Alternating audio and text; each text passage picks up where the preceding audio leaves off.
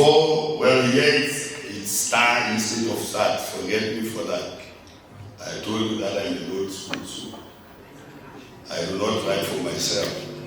I just prepare, jot down and send to someone to write or type for me. Here correctly is before start shearing, we make sure that weather conditions permit us to share and that sheep are healthy, clean, and dry. It is very hard to share a wet sheep.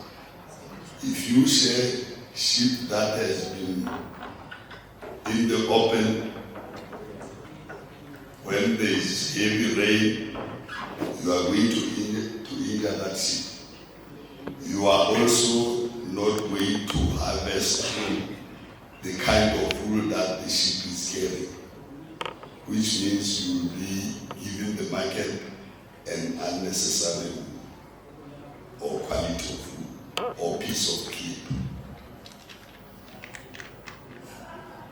The equipment that we use is of a very good quality, be it shearing machines or blades.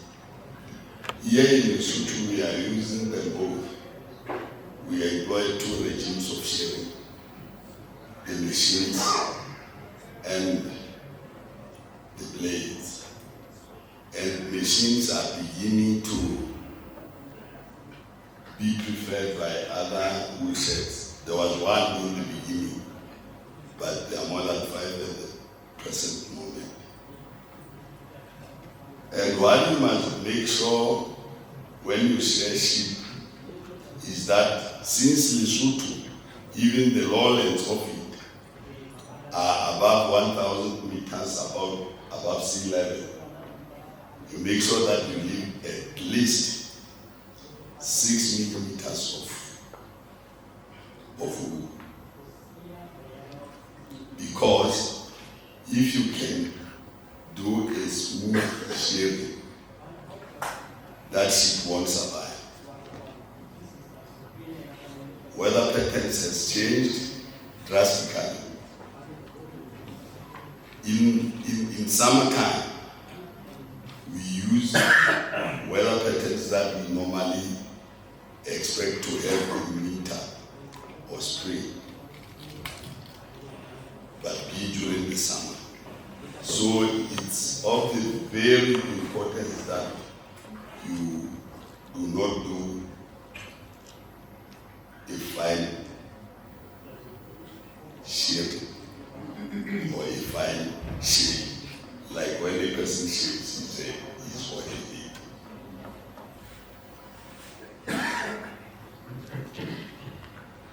did. We handle sheep gently and carefully to minimize stress and injury.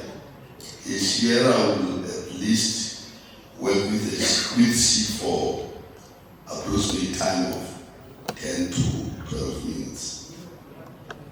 We know that shearing needs speed.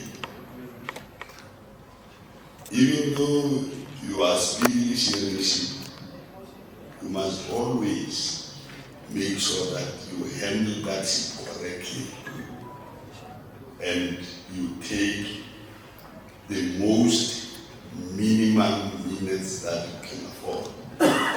Because once you have worked on the sheep for too long, or you hold the sheep for shearing for too long, sheep will start struggling and the clip will not come right. And injuries are about to happen under those very situations.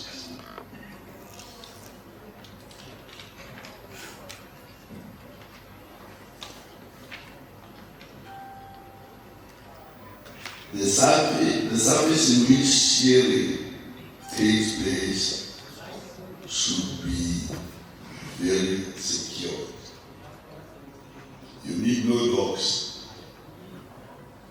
because dogs have tools premises will scare off the sheep. you need no wires inside the shearing shed. You must try by all means to minimize the objects that could injure a sheep, or the objects that can contaminate wool, because wool needs to be as clean as possible, not only for the market, but for the producer as well. I would like to go further and say it is high time that Lesotho youth get engaged in wool shearing construction, because that is an opportunity for an investment. So I'm pleading with our youth to see to it that they do shearing as a business. It will create a